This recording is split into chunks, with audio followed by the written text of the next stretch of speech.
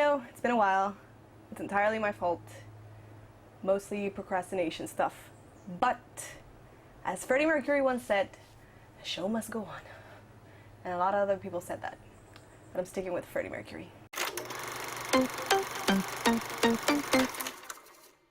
Welcome back to Cine Club. My name is Maria, and this is a show where we watch movies that have recently come out and then we talk about them and review them. And this week, and probably it's been more than a week, probably it's been like a month, I saw The Secret Life of Walter Mitty.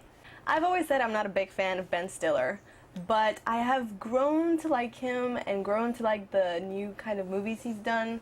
And when I saw the trailers for this movie, I knew I really wanted to see it. I didn't have a lot of background as to what the movie was, apart from maybe traveling and adventure, but it seemed very exciting and it seemed very interesting, and I had to go see it. So The Secret Life of Walter Mitty is the story about this man who lives his life through daydreams, and his daydreams are amazing and adventurous, and he gets to do all the things he wants to do, but in real life he's very quiet and he's kind of shy and doesn't have the courage to go out to do the things he wants to do. And when his job is threatened, he has to come out of his comfort zone in order to save it, and he has to do all the things he has never dared to do, and therefore goes on this great adventure that will change his life forever. The movie's directed by Ben Stiller, and I love every time he directs. I think he's showing that he's a really good director.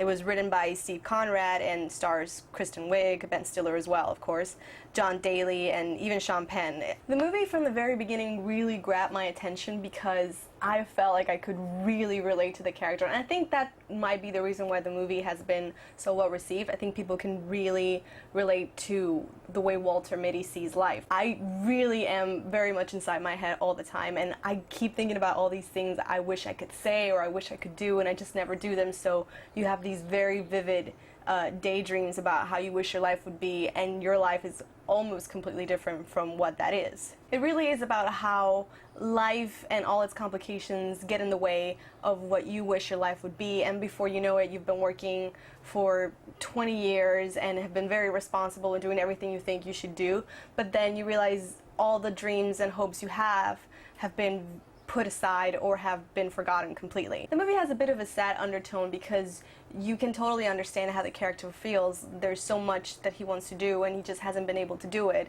But then it comes the inspiring part of the movie where he goes out and has the adventure of his life, and it kind of makes you feel like it's never too late to go out and do what you really want to do and be the person you want to be. And I really enjoy that. I think it's a very inspiring movie. I think Ben Stiller did a great job directing this movie. The way it shows you the life of the character at the very beginning and transitions into the adventure and the amazing stuff is really seamless. The way he portrays the character, I think you feel like he's a real person and you can really relate to what he's going through. Even if your situation is not the same as his, there is a sort of universal humanity to this character that you can really understand. Cinematography, astounding. Every shot was incredibly beautiful. You feel like you're looking at a National Geographic magazine. It was so stupendous.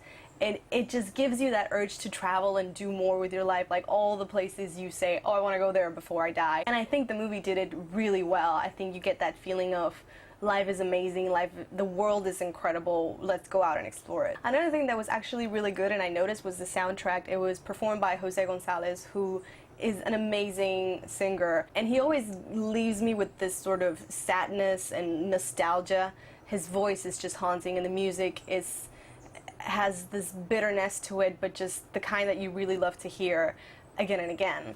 And I think it went very well with the story, with the whole bit of regretting a few things, but, you know, reaching out for what you can still do. If I had to pick something I didn't really like about this movie, there was a bit of Ben Stiller comedy to it every now and then that I don't think it fit very well with the story.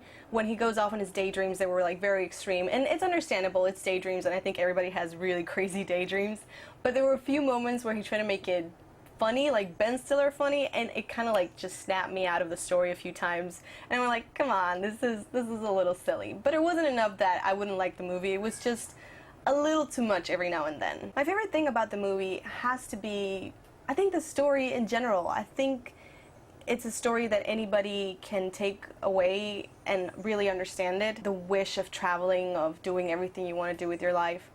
And I think that happens because the character of Walter Mitty is so well written. You can really understand him. You can really see why he's so careful, why he's so responsible, and he kind of leaves the things he wants to do for later. I think it's something we all do. We're afraid of going out for what we want. We're afraid of being rejected or embarrassed or failing. And so we just stick to what we know and we stay in this comfort zone.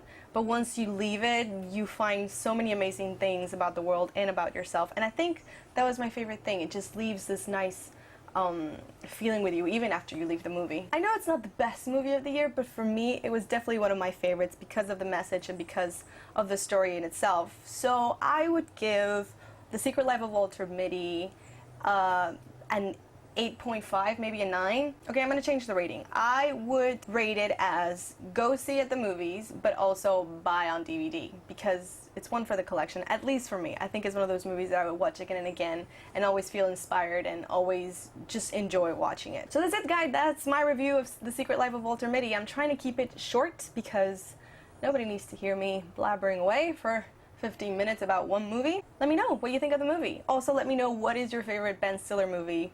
I think mine has to be Tropic Thunder. I know a lot of people didn't like it, but I think that movie was genius. It was perfect comedy, perfect writing. I absolutely love it. I won't tell you what movie we're gonna see next week because, let's face it, I don't know how to keep promises. So let's just say it's a surprise. And I promise I will deliver another video. No promises. Damn it! I hope to see you next time. I hope you enjoyed this video as much as I enjoyed talking about this movie. And see you on our next movie date. Bye!